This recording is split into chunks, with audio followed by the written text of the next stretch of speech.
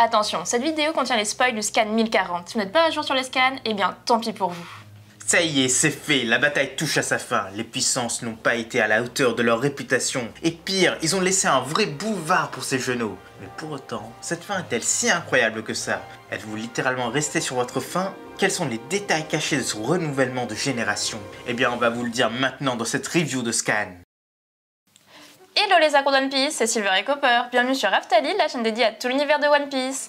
Alors là, il faut sortir le champagne. Bon, c'est vrai qu'on a eu beaucoup de messages qui nous disent qu'ils ont été déçus de la fin de Big Mom. Nous, c'est pas du tout le cas, au contraire. Oui, il y a des choses qui sont bien et d'autres choses qui sont moins bien, mais il faut lire entre les lignes et nous, on a notre interprétation. Vous avez sans doute la vôtre, elle est légitime, mais on va expliquer tout ça.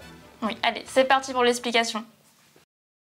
Pour la cover de cette semaine, on apprend un peu plus sur l'histoire des Germa. Ces monstres sont restés sur Whole Cake pour retenir Big Mom, et c'est là qu'ils ont failli. Hélas, 2 d'entre eux ont été réduits en bouillie par l'impératrice, Niji et Yonji. Et comme c'est un peu des créatures super rares, eh bien ils ont fini dans son livre, ou plutôt dans celui de Mondor. Et comme vous le savez, il est impossible d'en sortir sans aide extérieure. Enfin, à part s'ils arrivent à y mettre le feu. Et là, peut-être que Niji peut le faire, car lui, il peut faire des courants électriques, il pourrait faire un court-circuit à l'intérieur, il pourrait mettre le feu au livre, et là, ce serait une nouvelle rébellion contre Big Mom. Ouais. Mais surtout on voit Big Mom en cover et c'est un double match.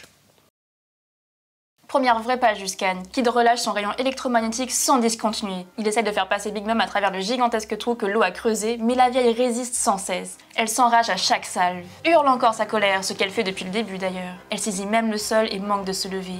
Les 2 équipages des Supernova présents savent que leurs capitaines sont à bout. Et là, Big Mom lâche que ces idiots doivent faire un choix. Soit ils la rejoignent, ou ils perdent 50 ans de leur espérance de vie sur le champ. Ce qu'elle prélève de suite. Tous les gifters aux alentours perdent instantanément la vie. Elle est incroyable cette vieille, ça il faut l'avouer. Elle a survécu à tout, à tant de tentatives d'assassinat. Elle a commencé sa carrière chez les Rocks et là c'est un peu une fin de carrière. C'est un petit peu triste pour elle, mais en même temps elle a bien vieilli. Elle est assez vieille, elle utilise à chaque fois son espérance de vie. On vous avoue qu'on est très déçus. On pensait vraiment qu'elle allait mourir d'une crise cardiaque. Là le scan n'est pas fini. Bon, on connaît la fin du scan parce qu'on l'a lu en avance. On est vraiment un peu déçus. Ça aurait été une fin incroyable pour Big Mom. Et là c'est tout autre. Ouais, ça aurait été un bon revirement de situation, enfin ouais, une chute un peu... à la Oda. Voilà, c'est ça. C'est tout, et ça aurait été super, la maladie l'emporte en fait, la vieillesse, ses excès, ça aurait été aussi une leçon de morale, parce que c'est un manga qui est aussi axé pour tout le monde, et pour te dire de tiens, prends soin de toi, enfin mange bien, et ça aurait été super génial. Mais là, c'était pas le cas. Kid et Law sont insensibles à ses pouvoirs, ils ne se laissent pas faire. Law utilise à nouveau son fruit éveillé, mais Hera débarque dans son dos et s'apprête à le faucher. Mais tant pis, grâce au Ope-Ope-Nomi, Law empêche les sondes de quitter une zone autour de Big Mom.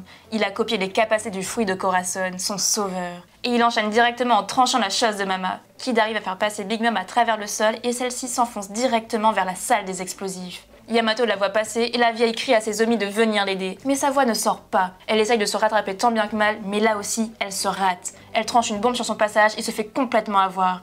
Le choc balaye le yokai de feu, mais Yamato protège les autres bombes grâce à une plaque de glace. Onigashima tombe complètement en ruine et Big Mom perd connaissance. Elle repense à Roger, à cette grande ère de la piraterie, à tous ces genoux qui sont jetés sur les mers. Lui, il est mort, il en a rien à faire, mais c'est elle qui doit les affronter. Pendant ce temps, tout s'effondre. Chopper, Brook, Robin, tous sont déstabilisés. Et Zoro, il chute de l'île. Raizo vient de gagner son combat contre Fuku. Et Big Mom reprend ses esprits. Elle maudit les supernovas, mais jure de les avoir. Car ça ne va pas la tuer. Mais pourtant, les bombes l'ont suivie. Et lorsqu'elle touche le sol, l'explosion qui s'ensuit est bien plus grande que la capitale des fleurs elle-même. Big Mom vient d'être battue. Law et Kid viennent de gagner leur bataille et Léor est à la fête. Et le son de l'explosion n'est même pas parvenu aux oreilles de quiconque. À travers les ruines, 2 individus discutent, Yamato et Momo. Et le dragon lâche que Zunesh est là, l'ami de Joy Boy qui a commis un crime il y a plus de 800 ans de cela. Et c'est la fin du scan. Et oui, Big Mom, elle finit comme ça. Mais pourquoi est-ce que nous, ça ne nous choque pas?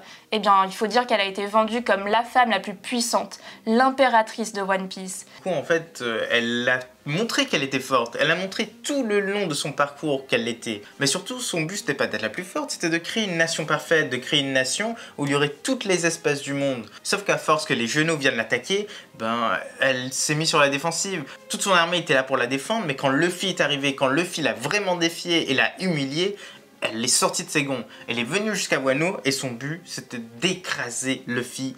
Et elle s'est laissée corrompre par Kaido. Certes, elle s'est fait avoir par King, mais elle a survécu à la noyade. Elle a fait face à Queen, elle a croisé le fer avec Kaido, s'est fait malmener par les Mugiwara, a fait mordre la poussière aux supernovas sur le toit et a affronté Kid et Law.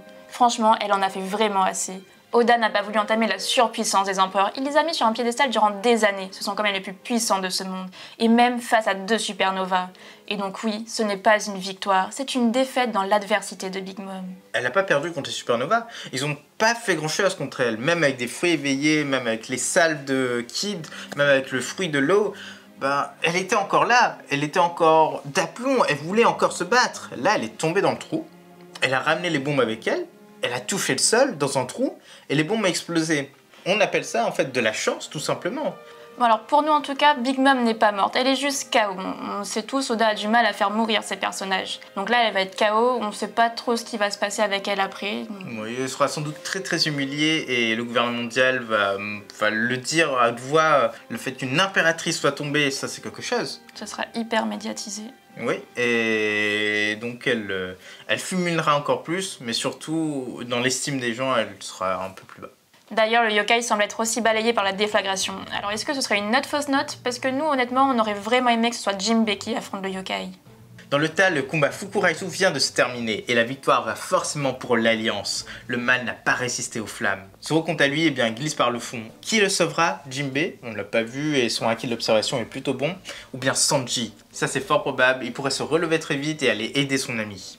La capitale des fleurs, elle continue à faire la fête, et c'est normal car la room de l'eau a caché le bruit de l'explosion. Alors comment ça marche tout ça? Eh bien le son est conduit par les molécules. S'il n'y en a pas comme dans le vide de l'espace, eh bien le son ne communique pas. Mais là, l'eau, il a juste fait une discontinuité physique entre la room et l'extérieur. Forcément, c'est sans doute bien plus coûteux en énergie. Du coup, à mon avis, l'eau, il est complètement KO. Mais bon, vu le peu d'ennemis qui restent, à mon avis, son équipage va forcément faire l'affaire. L'autre info spectaculaire de ce scan, c'est forcément Zunesh. Là, on apprend des choses. Déjà, il était banni il y a 800 ans de cela car il a fait une faute, ça on le savait tous, mais on a confirmation qu'il connaissait Joy Boy et que c'était un ami à lui. Momo, il va nous apprendre des choses. Comme on l'a dit dans le scan précédent, dans la review de scan précédente, on pense vraiment que Momo est resté sur place et il a appris à connaître Zunesh, il a appris à communiquer avec lui.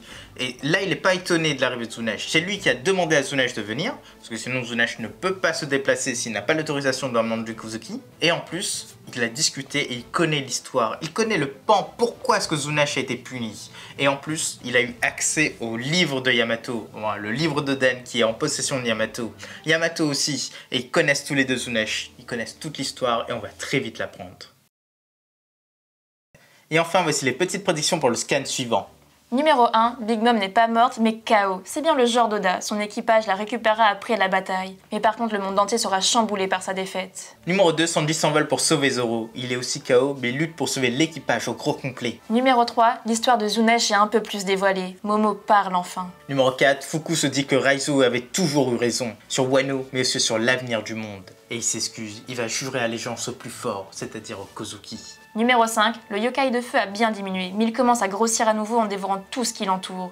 Il veut obéir à la volonté de son maître Orochi. Et enfin, numéro 6, le combat Luffy-Kaido va vers sa fin, une fin que Kaido a toujours voulu. Voilà, c'est déjà la fin de cette vidéo. On espère que ça vous a plu et surtout n'hésitez pas à laisser le petit like, à vous abonner si ce n'est pas déjà fait et à laisser un petit commentaire pour nous expliquer ce que vous avez pensé de ce scan. Oui, ça fait toujours plaisir. A bientôt les accros de One Piece.